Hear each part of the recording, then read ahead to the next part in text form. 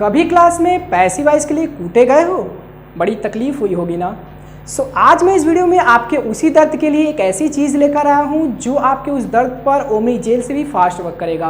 क्योंकि आज मैं आपको इस वीडियो में बताने वाला हूँ कि कैसे आप बिना टेंस पढ़े किसी भी टेंस के एक्टिव वॉइस को पैसिव वॉइस में कन्वर्ट कर सकते हो। ये जो पैसिव वॉइस है ये बोर्ड एग्जाम के साथ साथ एसएससी, सीएचएस, बैंक, रेलवेज और एनडीए आदि एग्जाम्स में भी अक्सर पूछा जाता है। तो आइए वीडियो को स्टार्ट करते हैं और समझते हैं पैसिव वॉइस को।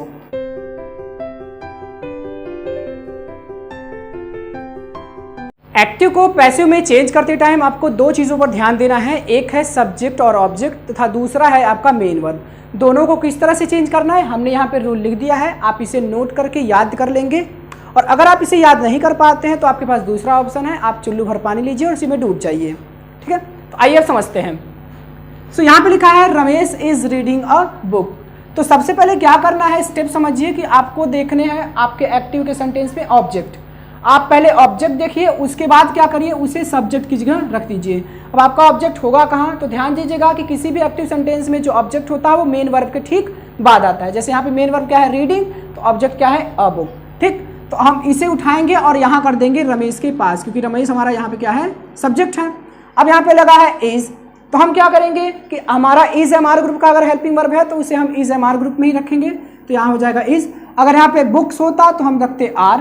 ठीक, अब यहाँ पे लिखा है वर्ब का एनजी फॉर्म, तो यहाँ देखिए वर्ब का एनजी फॉर्म के लिए हम क्या करते हैं, बिंग लगा के थर्ड फॉर्म, तो हम लगाएंगे यहाँ बिंग और फिर लिख देंगे रीड का थर्ड फॉर्म, क्योंकि इसमें रीड है मेन वर्ब।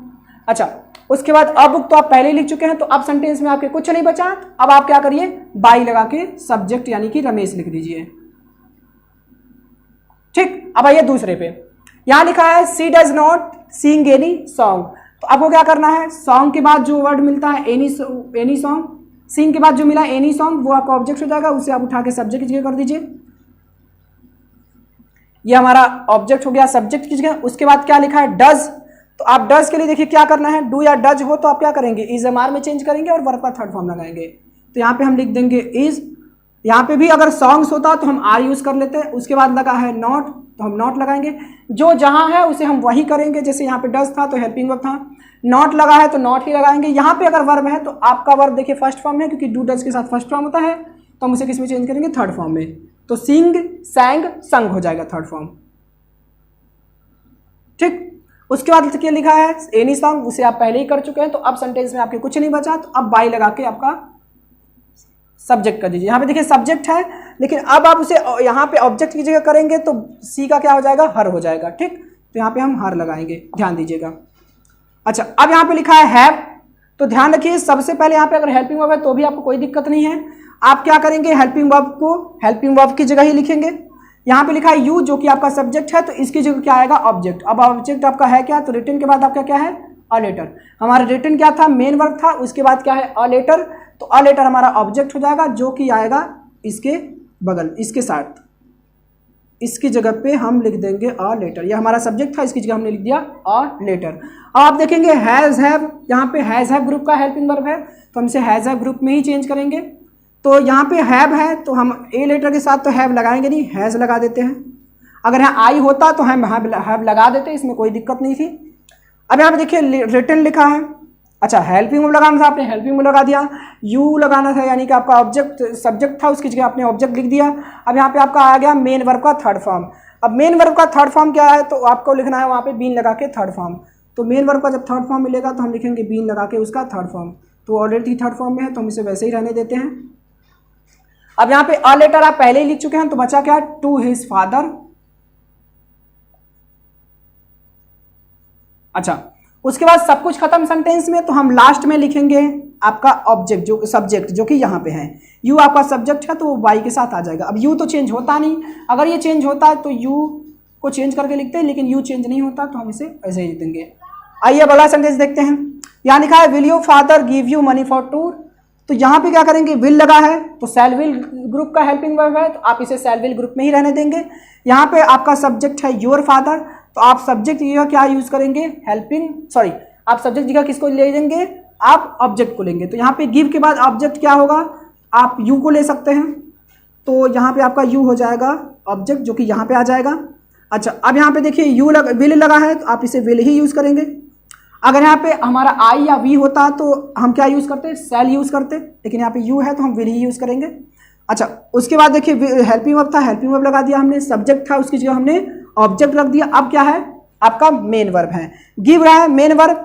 तो याद रखिए जब शैल विल के साथ अगर मेन वर्ब आएगा तो वो हमेशा फर्स्ट फॉर्म में आएगा और उसे हम क्या करेंगे थर्ड फॉर्म में चेंज कर देंगे बी लगा करके। तो सबसे पहले हम लगाएंगे बी और फिर लिख देंगे उसका थर्ड फॉर्म। ठीक, याद रखिए जब भी आपका सब्जेक्ट जो होगा और सॉरी जो वर्ब होगा अगर शैल विल ग्रुप से आएगा, शैल विल हेल्पिंग वर्ब के साथ आएगा तो हमेशा फर्स्ट फॉर्म में आएगा और उसे आप क्या लगाएंगे, उसे आप बी लगा के थर्ड फॉर्म में चेंज कर देंगे। अब यहाँ पे देखिए आपने यू पहले ही लिख दिया था तो बचा केवल मनी, तो हम लिख देते हैं मनी। उसके बाद लिखा है फॉर टूर तो लिख देंगे फॉर टूर। अच्छा, उसके बाद सेंटेंस फिनिश हो गया तो हम क्या करेंगे अपना बाय लगा के अपना सब्जेक्ट लिख देंगे जो कि यहाँ पे है योर फादर। तो उस तरह से हम लिख देंगे योर फादर। आपका क्वेश्चन मार्क था तो हमने क्वेश्चन मार्क लगा दिया। इस तरह से आपके ये सेंटेंस क्या हो गए, एक्टिव से पैसिव में कन्वर्ट हो गए। तो आइए कुछ और एग्जाम्पल को समझने का कष्ट करते हैं। जैसे यहाँ लिखा है आई सॉल्व्ड मेनी क्वेश्चंस, तो आई हमारा हो गया सब्जेक्ट तो उसकी जगह आएगा हमारा ऑब्जेक्ट जो कि सॉल्व के बाद है मेनी क्वेश्चन। सॉल्व क्या हमारा मेन वर्ब, तो उसके बाद जो मेनी क्वेश्चंस आया है वो हमारा क्या है ऑब्जेक्ट है, तो उसे हम कर देंगे सब्जेक्ट की जगह।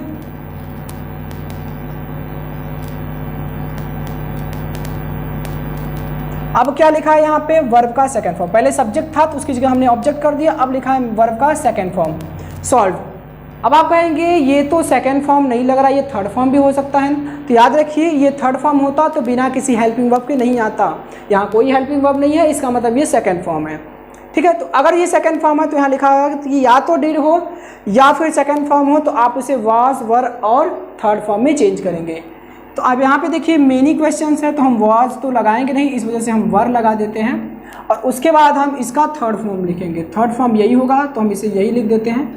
अच्छा, उसके बाद कुछ नहीं बचा सेंटेंस में तो हम बाई के साथ यूज करेंगे अपना सब्जेक्ट। अब सब्जेक्ट आई है उधर जाएगा तो हो जाएगा मी। ठीक, अब यहाँ पे देखिए how shell I earn money, तो यहाँ पे हाउ अपनी जगह पे रहेगा, हाउ को हम कुछ नहीं करेंगे। शैल विल ग्रुप का हेल्पिंग वर्ब है तो हमने आपको पहले ही बता रखा था कि शैल विल ग्रुप का हेल्पिंग वर्ब के साथ हमारा जो मेन वर्ब आता है वो फर्स्ट फॉर्म में आता है। तो अभी भी हम इसे ऐसे ही रखेंगे, बस पहले एक काम करेंगे कि हमारा जो सब्जेक्ट आई है उसकी जगह हम अपना क्या रखेंगे ऑब्जेक्ट जो कि है मनी। तो पहले हम मनी रखते हैं ऑब्जेक्ट, उसके बाद हम क्या करेंगे शैल विल को देखेंगे कैसे चेंज होगा। अच्छा, यहाँ आई था तो शैल हुआ, लेकिन यहाँ मनी है तो हम लिखेंगे विल, क्योंकि आप सभी जानते हैं कि केवल हम आई और वी के साथ शैल का यूज़ करते हैं, बाकी सबके साथ विल का यूज़ करते हैं। तो उस वजह से यहाँ पे शैल हट के क्या आ गया विल आ गया, लेकिन ग्रुप रहेगा वही। यहाँ देखिए अर्न लिखा है फर्स्ट फॉर्म, तो आप इसे क्या करेंगे, हमने बताया था कि शैल विल के साथ अगर फर्स्ट फॉर्म आए तो आप बी के साथ थर्ड फॉर्म कर देंगे उसका।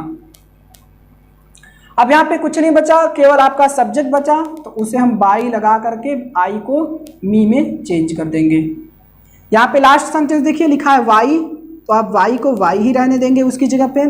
फिर से यहाँ पे शैल विल लिखा है तो शैल विल हम लिखेंगे, लेकिन कुछ देर बाद पहले यहाँ देखते हैं सब्जेक्ट है तो उसको क्या करते हैं ऑब्जेक्ट उसकी जगह रख देते हैं। यहाँ पे जैसे मैच है देखिए ऑब्जेक्ट आपका, तो द मैच पहले हम लिख देंगे। अच्छा, उसके बाद देखेंगे कि शैल विल है तो यहाँ पर देखिए दे विल था तो मैच के साथ भी तो विल ही लगता है तो हम इसे विल ही लगाएंगे। अगर यहाँ कुछ और होता तो हम यहाँ पे उसको चेंज कर देते हैं। अब यहाँ देखिए हैव है तो हैव को भी हम नहीं चेंज करेंगे, हैव अपनी जगह रहेगा। अच्छा, अब दिख रहा है यहाँ पे वर्ब का थर्ड फॉर्म, क्योंकि हमने कहा था ये सेकंड फॉर्म हो नहीं सकता क्योंकि सेकंड फॉर्म बिना हेल्पिंग वर्ब का आता है, ये है थर्ड फॉर्म। थर्ड फॉर्म है तो यहाँ पे देखिए थर्ड फॉर्म को किस तरह से चेंज करना है, बीन लगा के थर्ड फॉर्म, तो हम लिखेंगे यहाँ पे बीन और यही थर्ड फॉर्म यहाँ पे हम कॉपी कर देंगे। अब बचा द मैच, उसे आप पहले ही लिख चुके हैं, तो बस बचा आपका दे जो कि सब्जेक्ट है, तो उसे हम लगाएंगे बाई के साथ लास्ट में। दे का क्या होगा, तो दे का होगा देम। इस तरह से हमने आपको पैसिव के सारे रूल समझा दिए। अब आप इजीली किसी भी एक्टिव वॉइस को पैसिव वॉइस में कन्वर्ट कर सकते हो।